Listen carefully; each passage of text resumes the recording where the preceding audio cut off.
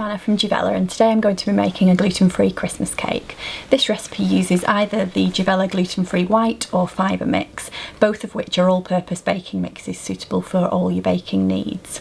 My Christmas cake requires 250 grams, which is half a packet of mix, so I'll still have enough mix left in the packet to make at least 12 mince pies and also my Christmas pudding as well, which just goes to show how much you can make from one packet of mix. So before you start, preheat your oven to 150 degrees centigrade or 130 if you have a fan oven, which is gas mark 2, and prepare your tin. So you'll need roughly an 8 or 9 inch square or round tin, greased and lined. Okay, so ensure you have all your ingredients weighed and ready. So first of all, I've got 1 kilogram of mixed dried fruit. I've then got 200 grams each of butter and soft brown sugar, 250 grams of gluten-free mix, 4 medium eggs, 50 grams of grated carrots, 75 grams of glacé cherries chopped, 50 grams of ground almonds, and then the grated rind of a lemon and an orange, and a little bit of mixed spice and nutmeg. A common problem with gluten-free fruit cakes is that the fruit can tend to sink to the bottom because there's no gluten there to hold it in place. To try and overcome this, we recommend that you boil the fruit before you use it. So all you need to do is pop the fruit into a pan of boiling water, bring that back up to the boil, and just leave it bubbling for a couple of minutes, and then remove it from the heat and drain it. Boiling the fruit plumps it up and prevents it from sinking to the bottom of the cake. Once you've boiled it, just dry it thoroughly. So I just pop it onto some kitchen roll and leave that to dry so that you don't then end up with a soggy cake.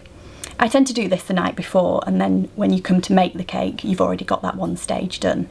Okay, so next I'm going to cream together the butter and sugar just for a couple of minutes until they're light and fluffy.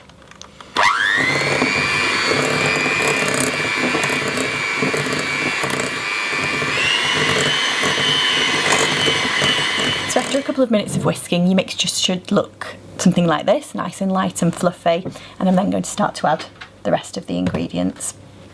So in there we're going to pop our gluten-free mix,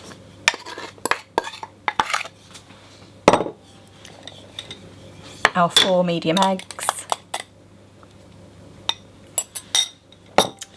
the ground almonds,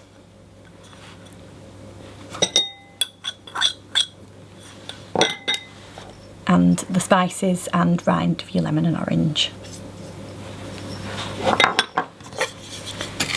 Stir those just to combine that mixture together before we then add the dried fruit to the mixture.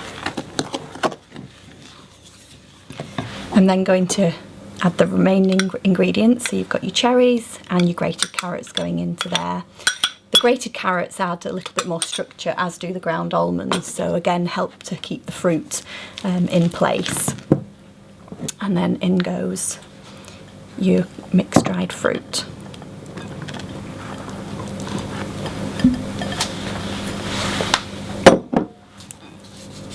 You can just combine all of that together. Okay, so that's combined together nicely. I've mixed it by hand. You can use a mixer, but I do prefer to do it by hand because there's less chance of any of the fruit breaking down. So that's now ready to be transferred into your tin. I'm just going to pop the mixture into my greased and lined tin.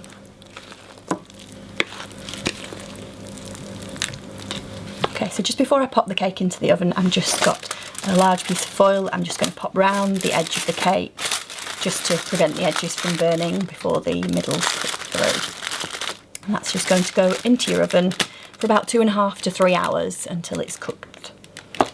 So my Christmas cake is now ready, and I'm going to pop that into the oven for about 3 hours to bake.